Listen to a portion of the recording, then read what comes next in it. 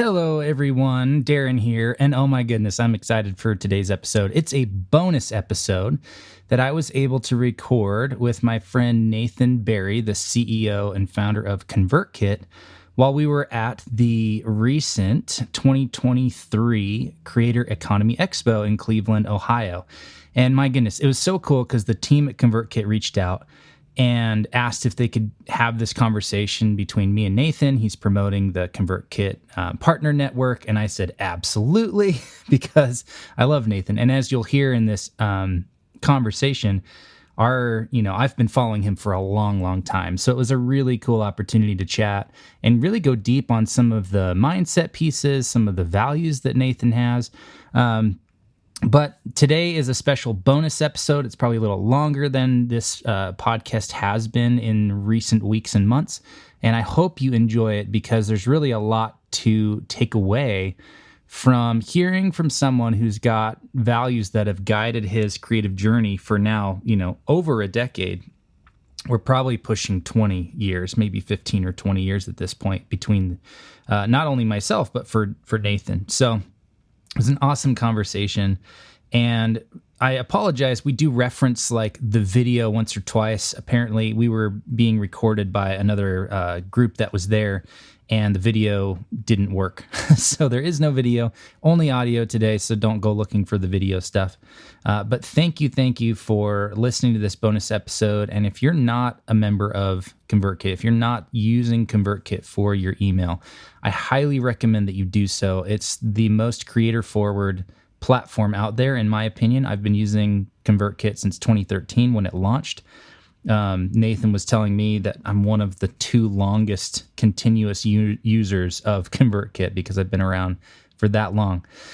So I'd highly recommend checking that out. There's a link in the show notes, but you can also go to convertkitforcreators.com. That's my affiliate link, so I get a little bit of a thank you kickback, but you also get an extended free trial, I believe, from using that link. So without further ado, thank you for listening and enjoy this conversation with my friend, Nathan Barry. Awesome. Well, okay, this is a very cool opportunity. This is an episode of the Craftsman Creative Podcast, and we are at CEX in Cleveland, Ohio, and I'm with Nathan Barry, which feels surreal a little bit. So Nathan, thank you you guys were the one who set this up, so I got to be thanking you.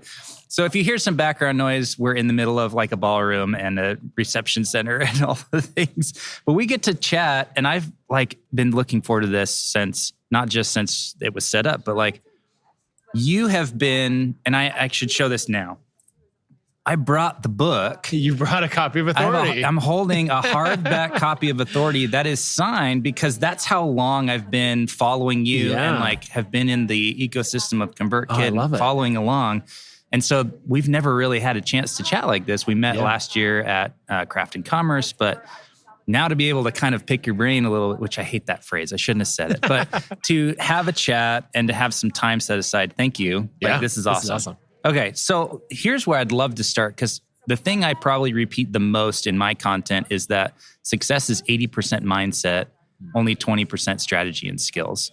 And I would love to know, what are kind of the values and the principles that have guided you along your path, not just from being a digital creator yourself, like writing books and creating some of the apps that you made early on, to then now having ConvertKit and running a big company in the creator economy space? What are some of the personal principles and values that really drive you and help you in your decisions and what you're going to pursue? Yeah, it's funny. I'm just I actually haven't seen a copy of this book in a little while. This is a decade old at this point. Yeah. It's been 10 years. When you're talking about values, the first one that I articulated and wrote down was teach everything you know. Mm-hmm. And that's something, in Authority, that's a lot of the premise of the book, is people would get really hung up on what am I going to sell versus what am I going to put out publicly, to grow the audience. And, or even I'm not an expert. And so having that approach of that mantra of teach everything you know is just look, teach it all. And so that has been absolutely instrumental for me. That's probably the biggest one. Because the way that I think about it is I realize that all these people that I follow, because they're experts in the industry, they're not out there teaching because they're experts. They're seen as experts because they teach. Like I had the whole thing backwards. And so it's like, oh, if you want to become an expert, as the tagline of the book says, it's like, start teaching. Even if it's as basic as like, for me in the early days, I was learning how to design iPhone applications. And I just started saying like, here's what I learned, like yesterday. And I built a following around that and started selling books and everything. So that's the first one that's been really influential, is teach everything you know. And then the second one is create every day. And we think about mindset and just the fact that you brought this book back after 10 years, which I love. Like if you create consistently for a long period of time, that's where all the magic happens. I think with ConvertKit, we've had explosive growth at times, but for the most part, we've just steadily grown the company over the course of 10 years. And like it compounds into something ridiculous. And so just that consistent creating, because what I see most people do is like, they hear a podcast or watch a YouTuber or read something and they're like, that sounds amazing, I'm going to do it.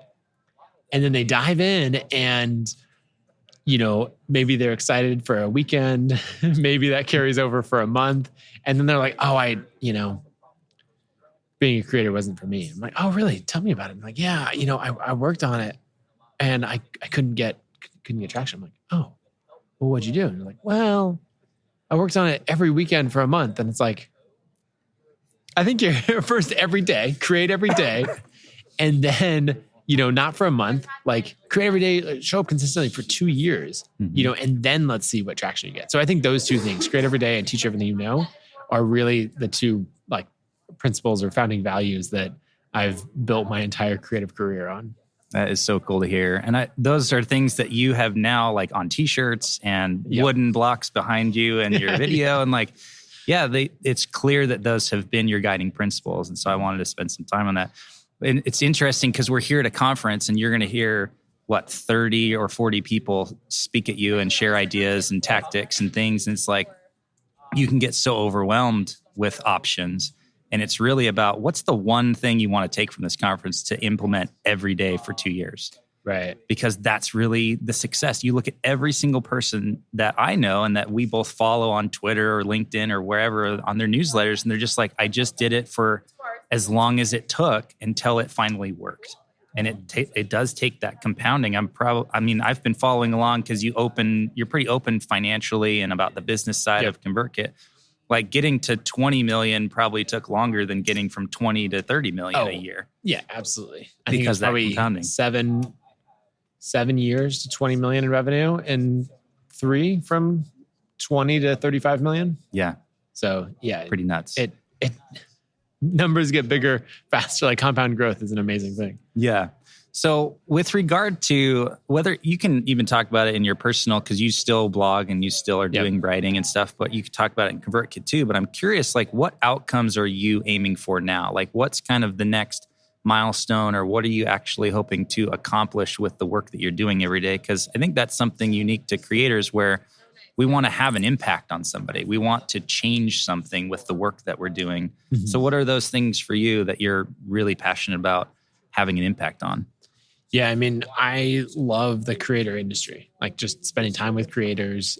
I think when you're starting a business, a lot of people are saying like, oh, you need to find a painful problem to solve, and it could be in any industry, but find that painful problem. And I'm like, oh, like that's great advice. You should do that. But make sure it's with a group of people that you want to hang out with for a decade. If you're like, oh, I solved this problem for dentists and it turned into a great business, like amazing. I hope you really like hanging out with dentists because that's what you're doing. And so for me, like, I love hanging out with creators. I am one. This is my, we're here at CEX and, the Creator Economy Expo and like, these are my people. Yeah. I'm glad Delta Dental is not sponsoring this podcast today. Yeah, exactly. That would have been really awkward. So as far as what I'm doing with ConvertKit, just building as many tools as possible to like finding what works as a creator and then just building those best practices into the tool by default. And there's a whole bunch of different things. Everyone's, was hanging out with Chris Ducker last night and he's like, hey man, when are you going to sell the company? And it's like, I've had plenty of offers to sell the company. And it's like, I'm not going to. Like, this is the world. I want to keep doing this.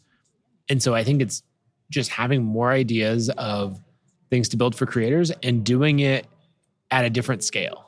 Because early on, if we built something into ConvertKit that I thought was interesting, like maybe it got used by 100 people or 500 people. And so now it's like getting used by 50,000 people. And that's really fun. So that's what I'm up to now. Amazing.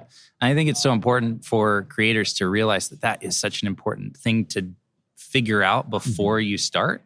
If you can, like sometimes certainly you're going to pivot, you're going to change, you're going to adapt. Opportunities are going to come into your life and it might expand or contract as far as who you're serving and why. But having that outcome or having that impact and who you want to serve actually informs the work that you're going to do every day and the decisions you make. So you brought up tools with ConvertKit, and I'm actually excited to talk about this creator network that you guys have just launched, because I've been using Sparkloop as part of the ConvertKit Creator Pro plan for a number of years, probably since it launched, because I've been a ConvertKit user on one or another email address since 2013. Like, since the beginning, basically. I was like, I consider myself a seed investor because I used ConvertKit for probably a year or two at like a $50 a month plan and had no email list. Like, it was I'm going to buy this and that's going to be the thing that makes me start my email list. And it was like a year or two later. There's two people in particular, maybe there's one or two more, but I think of you and Justin Jackson are the longest continuous paying customers of Holy ConvertKit. Cow.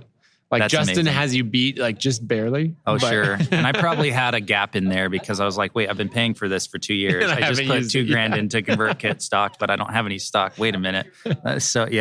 But I mean, I'm, as much as my audience is small, I'm a huge proponent of ConvertKit because I love the ethos for one, but it's also the best tool in my opinion for creators. So for me, on the outside looking in and someone using Sparkloop and they have similar tools and now Beehive has a similar thing. And I know you already have kind of a collaboration or a partnership or maybe even some ownership in Sparkloop. Yeah, we invested in Sparkloop a couple of years ago. Yeah. So tell me about like how that works, because they created a thing. Now you have it from the outside, maybe even looks like a competitive product or feature.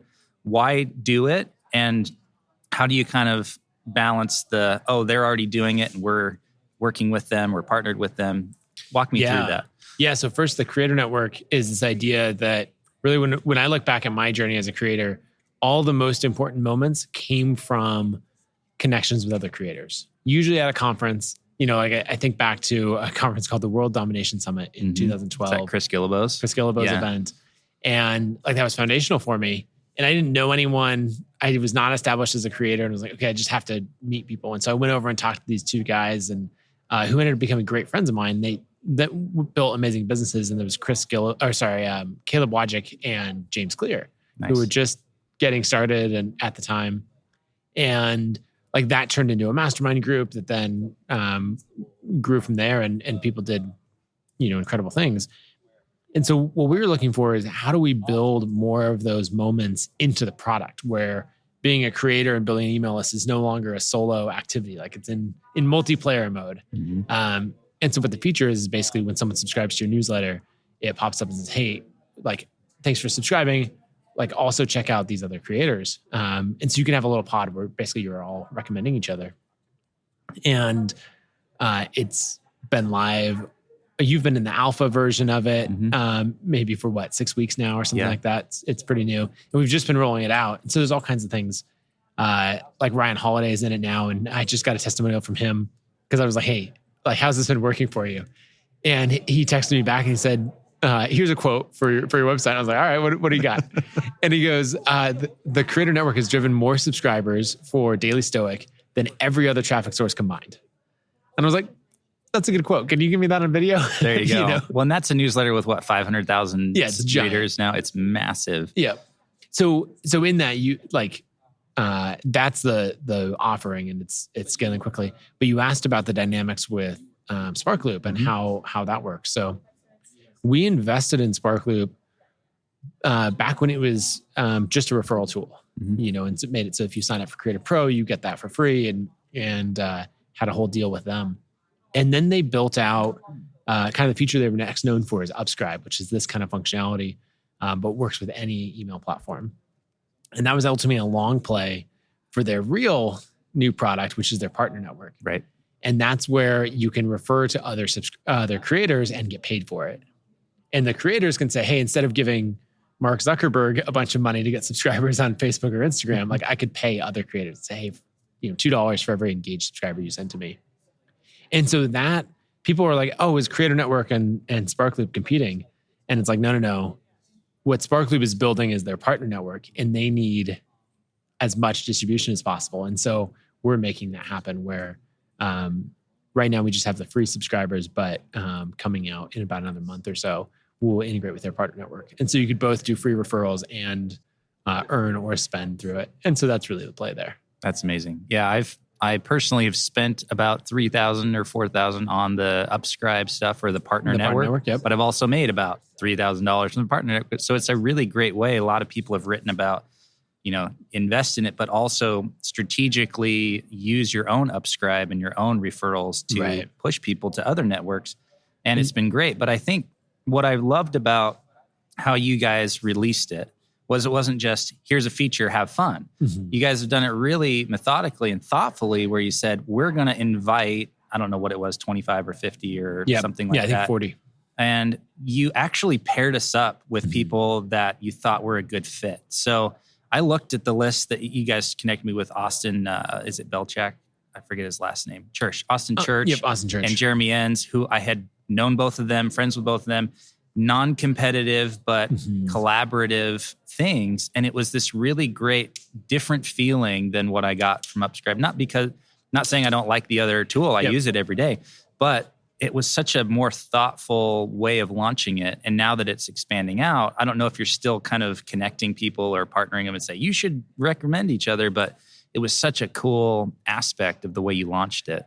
Yeah, because I think there's so many features in ConvertKit that work just fine as a solo activity. And if you whether it's automations or something else, right? It could be 10 p.m. on Wednesday night, and you could be improving all, how your funnels work, and that's great. And this is a feature that's the opposite. Like if you're trying to use it as a solo creator, like it does not work. It is multiplayer only. And so there's an interesting dynamic where it can be hard to get started. People are like, oh, who should I talk to? I would love to partner with this person, but maybe they wouldn't want to partner with me. And so we really kicked that off of how can we get it going? And maybe people will only partner for a month or 6 months or something, but getting that going initially. So we created a lot of cohorts and took that very exclusive approach to it. And that, I'm really glad we did because it worked well. So now we've opened it up bit by bit. We're adding another 100 creators or 200 creators a week. And then being deliberate about which industries we'll pull people together and launch in at once. So there's still a lot of manual curation happening. I'm really curious how it'll go when we open it up to everyone. Yeah. Will people be able to find people to partner with? Because it could actually end up, this is the product side of me, the thing I worry about is that it could end up being discouraging. If you open this up to everyone, someone's like, oh, I'll have access, I can grow faster, but I don't actually have someone to partner with. And so I just think that with these features, you have to be very deliberate about the rollout so that it has, huge wins for people rather than making them feel more lonely in their creative career. Yeah. So this brings up a question that I didn't prepare, but I'm curious about, because I feel like you and I probably have a similar desire to help these creators get the outcomes that they desire. Because you and I have both seen other people and in our own lives, the impact that having a business that works. Oh, it's amazing. It's insane. It changes your entire life when you've got money coming in from something that you are creating and you're doing. And so you've even got more intimate examples of the James Clears and the Tim Ferrisses and Arnold Schwarzeneggers who are on your list, right? Yep. And Ryan Holidays who have built massive businesses, millions of dollars a year from this stuff. And the desire to help those that are just starting out, but we can't do it for them. Right. How do you wrestle with that? Because you're actually building tools and saying this can help you, but there's also that little asterisk of as long as it works, as long as all the pieces come into play and you can't, how many people are on ConvertKit? You said 50,000 or more. There's, I think 48,000 paying customers and then probably another couple 100,000 free users. Yeah. And you can't help them. You can't give them a 6-figure a year business. So how do you wrestle with that despite or beyond just like building more tools? Yeah. It's a balance of like, we could probably not build a single other feature for ConvertKit, and like it would still be wildly valuable, and a lot of stuff that, people would never actually use, exists today and all of that. I think it's probably equal parts building the tools, making it really easy to use out of the box. And then the education side is really important. And then the inspiration side is just as important. Because I think people don't understand what's possible or what they should actually be doing. Or I think there's something that happens where when you hear stories, this is why we do so much storytelling at ConvertKit. And you'll see it in the books that we produce and the mini documentaries and all of that, is because people they need that representation to see themselves in a story. Yeah. So early in my career, I followed Jason Fried and David Hennemeyer Hansen from Basecamp. Mm-hmm. And they would talk about self-publishing. And they're like, we self-published our book, Getting Real, and we sold $300,000 worth.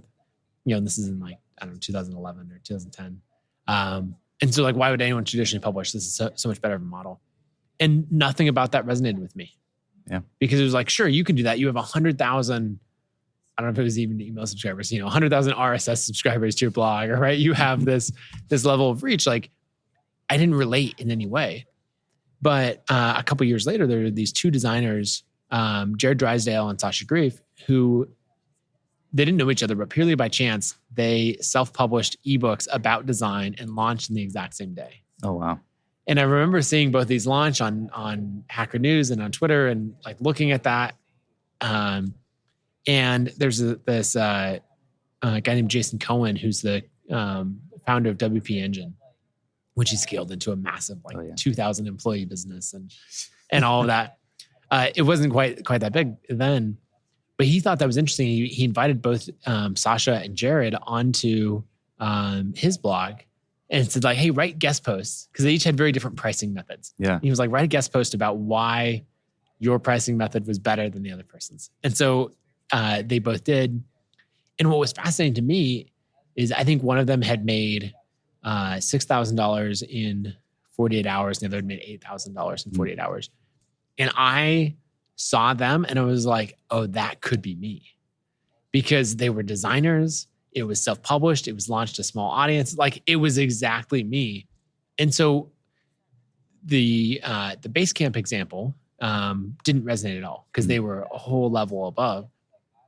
And this example was that was a perfect fit. I ended up self-publishing my blog or my book maybe 6 months later.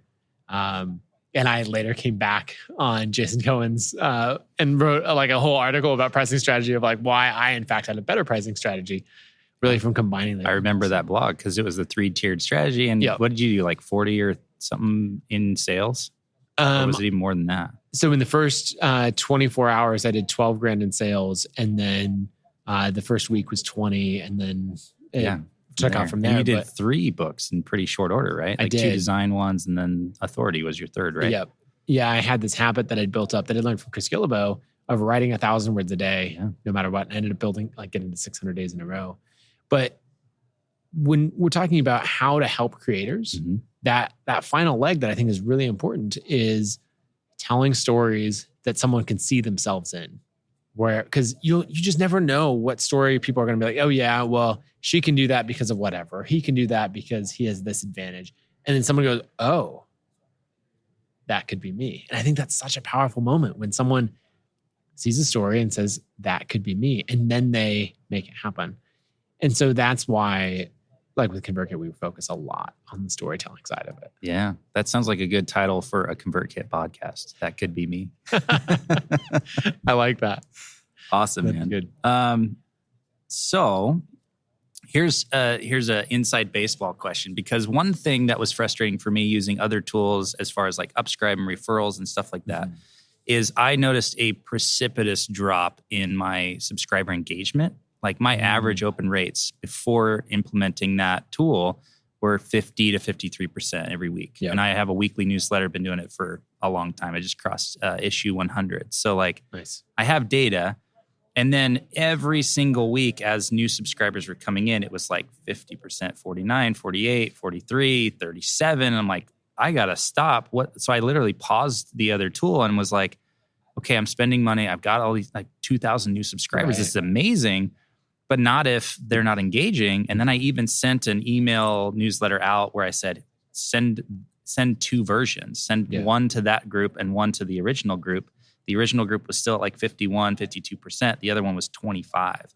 Right. So half is engaged because they came through that channel. Is that something that you think is happening across the board, or is it a unique thing to me? And do you think that it's worthwhile to bring in tons more new subscribers if they're half as engaged as the audience that comes through social media or knows you from another channel? Right. Well, I think the first thing that's really interesting is looking at engagement by channel. Mm-hmm. And so that's something you can do in ConvertKit is you could, you sent 2 different broadcasts, but if you wanted, you could just filter the broadcasts based on, say like, hey, everyone who signed up through the ads that I ran on Facebook, or through this lead magnet that I offered, you could look and see, oh, they're actually converting at a lower rate, on from there. And what you'll find if you dig into that data is usually organic subscribers, especially someone who maybe they followed you on Twitter for like a month or 2, and then they actually joined your email list. They're going to have probably the most engagement because they weren't given as much of an incentive to sign up. And so then down from there, like the paid subscribers, like if you have been running Facebook or Instagram ads, then you're going to see a lot of that'll be lower engagement. Mm-hmm. And so as you're thinking about, if I'm paying, $3 per subscriber on Instagram, I have to keep in mind that's not the same quality as the average on my list of someone who's stuck around. Yeah. And so cleaning that list is going to be really important. So I guess all that to say, I think that's pretty normal that the engagement is going to be lower. Mm-hmm. There's things you can do about that. Like one is really hooking those subscribers as they come in. So in ConvertKit, if someone comes through the creator network and is referred to you, you can have a custom welcome sequence. Oh yeah. Just for them. You could say, hey, like you haven't followed me on social for 3 months and read everything I posted. I'm like, it's like you were like referred to me by a friend. Here's what I'm about. Right. That's actually their first experience with you of like, this seems interesting. Sure. Yeah. And so it's up to you to really bridge that gap. And you can't treat people the same. Yeah, that's if they've been on your list for years versus if they just signed up because, like they were actually signing up for Austin and he said your stuff was good. Yeah. Well, in I'm thinking about my current welcome sequence, which is like, hey, no matter where you found me, whether it was Twitter or LinkedIn or a workshop or someone referred you. So I'm kind of doing the catch-all and maybe that's not the best strategy. Yeah, and so it would bridge that gap, right? Yeah. What would you say if we're meeting at the conference, for the first time? Yeah. And I'm like, hey, what are you about? Right. And you're like, if you're like, well, you probably know me from social. It's like, I don't actually, and so you would have different copy in that case. And so even if you have your normal welcome sequence and just the first 2 emails are different, you could have it like 2 or 3 emails. That's a brand new introduction to you, some of your best content, and then drops you into the sequence for those who come through recommendations. And then the other thing is I would pretty liberally unsubscribe people if they're not a good fit. Because let's say that normally on my list, if I get someone subscribed, like 50% of them are engaged. And through this new source, only 25% are engaged. So it's half the number. Okay, that's still amazing. Just remove the other half. Yeah. And then if you're paying for subscribers, keep that in mind with like if on average a subscriber is worth $3 for you to pay for, well, keep in mind that through this source, if they're going to be less engaged, you might only be willing to pay $2. Or on the back end, if you think about the flywheel that's running your business, you might need to be tweaking your automations downstream to say, hey, how do I drive a few more sales of this course so that I can drive up the average revenue per subscriber? Yeah. What I love is that I'm getting a little bit of the strategy that that all the other creators on ConvertKit are implementing. Yep. And I do a lot of that stuff, but I just recently in the last maybe month because of this problem, I recognized Brennan Dunn and Jason Resnick are two really great like ConvertKit automation guys, and they teach what they know. So they've been following your values there. But I forget which one of them told me about, hey, just implement this simple automation where it's like, if they don't engage, then put them over here in this filter. And if it's been that way for 4 weeks, then kick them off the list, basically. Right. It's like, oh, that's an easy solution. So at some point, I'll probably turn back on the recommendation engine, because now I have a way to kind of keep that list clean instead of it turning into a 10,000 person list with still only the same 1,500 people. Yeah, because you're touching on something really important, which is focus on the number of engaged subscribers. Mm-hmm. Creators can get caught up in the total number and being excited about the fact that like, oh, I have 10,000 people on my newsletter. And it's like, okay, that's great. But how many are opening? How many are engaging? If you were to send out an email saying, hey, what's your biggest struggle with X?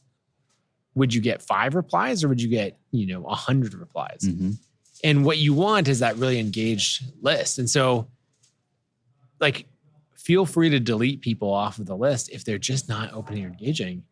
And because the great thing is you have all of that data and you can tell, which traffic sources are engaging and because that's ultimately our goal is how do we get the highest number of highly engaged people rather than just the biggest number that we could brag about on our, opt-in form or something. Right. Yeah. That's been a constant struggle of like, I don't actually want 100,000 Twitter followers. I don't want a big audience. I don't want to have a machine that I have to feed every week in order to keep that engine growing and sustainable and everything. And honestly, the creator side for me is like, I want that to be half of what I do because I'm a film producer. Like I love making movies and I'm not trying to replace that, but I want to subsidize it so I can only need to do 2 movies a year. So I think something that you brought up that's interesting just between different platforms, like having 100,000 Twitter followers. I think this is probably the biggest problem on YouTube. If you think about, if you had 100,000 email subscribers, you might curate that list, who's engaged and all that. If you have 100,000 subscribers on YouTube, that's not 100,000 people that are engaged. That's 100,000 people that were ever engaged.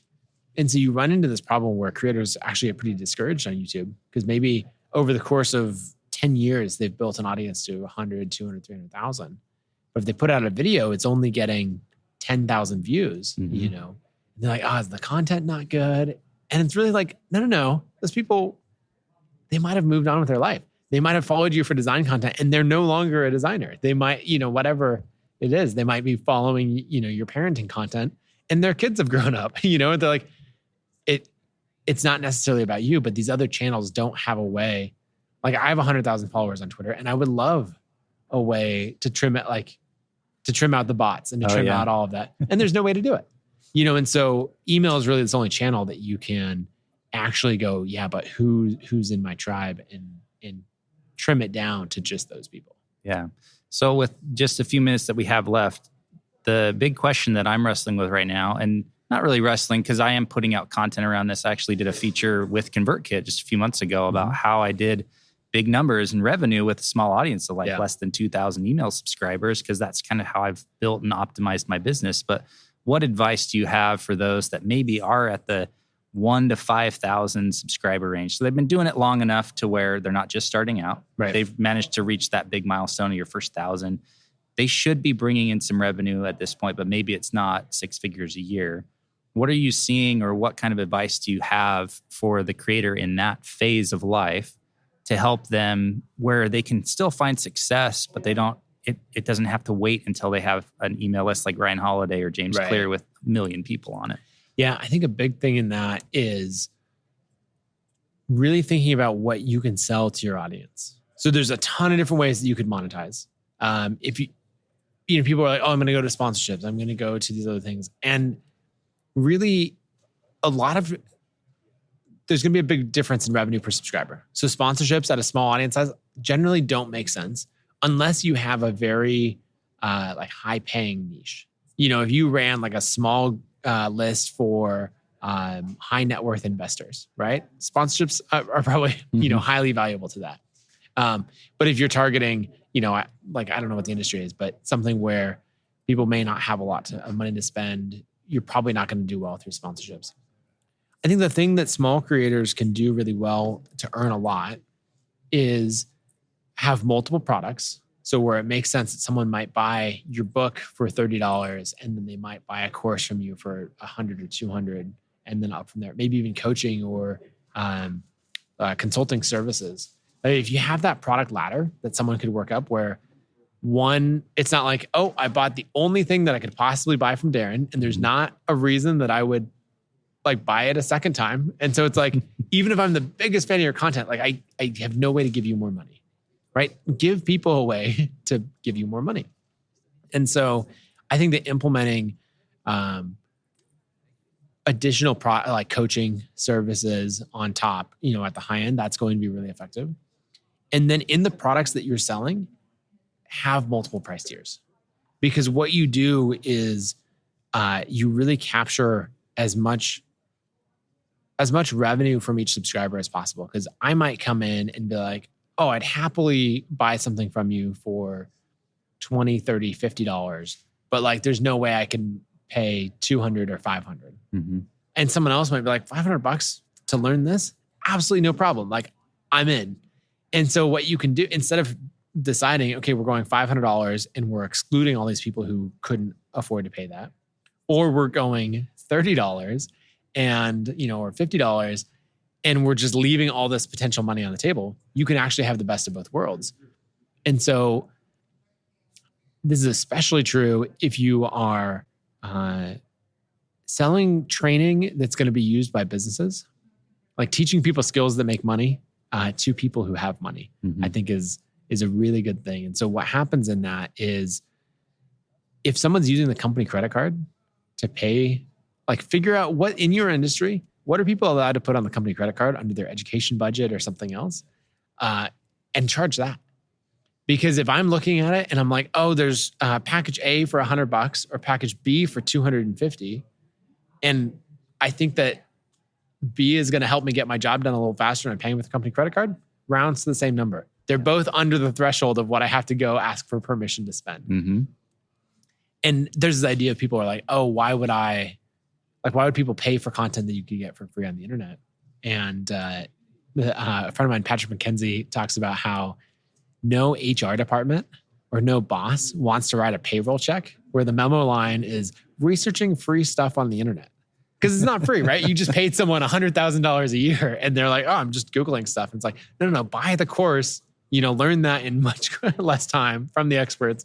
And so I think going back to the question of the how to earn the most from a small list, it's multiple products, high-end coaching or services, and then also within each product having multiple price tiers so you can maximize the revenue per subscriber. That's brilliant. Well, Nathan, thank you so much, not just for this conversation, but honestly, I wouldn't be sitting here if it weren't for you and this book, Authority. That was like 10, 11 years ago. I wrote my first book because you wrote that, gave me a framework to do it. And I wrote my first ebook in like 3 months.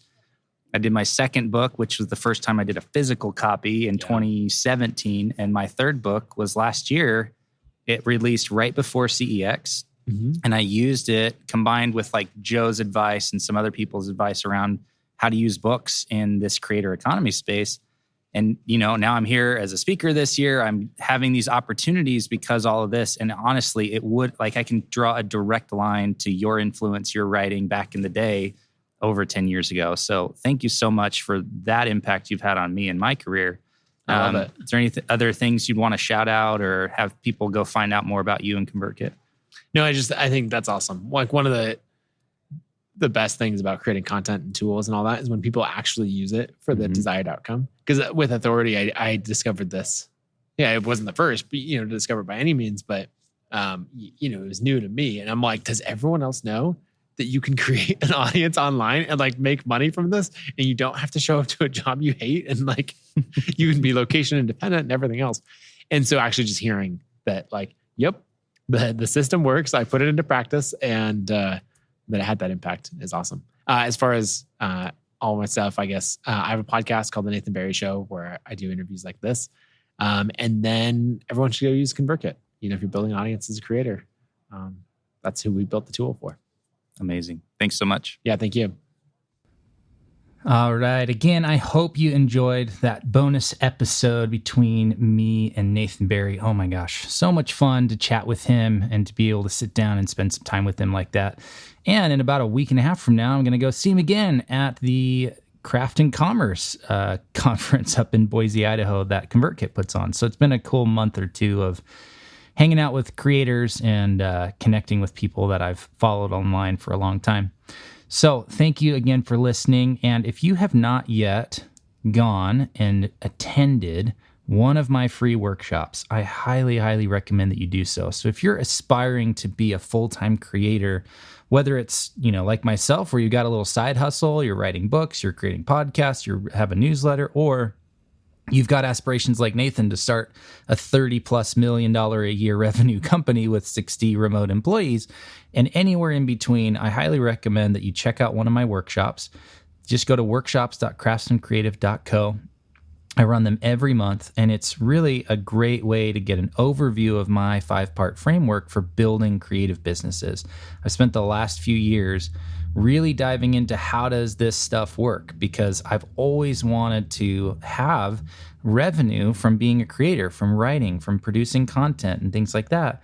And I had never quite cracked it until recently. And so now that I've kind of figured it out for myself, I'm going out and sharing as much as I can with as many people as possible. And my favorite way to do that is through these live in-person, well, not in person, but virtual in-person, in-person on the internet workshops. They're about 90 minutes long. I walk you through the whole framework. There's time for Q&A and get you really, really clear on where you are, where you're going, and how to get there. So I hope you'll join us. Again, that's workshops.craftsandcreative.co, and we will see you there. Thanks.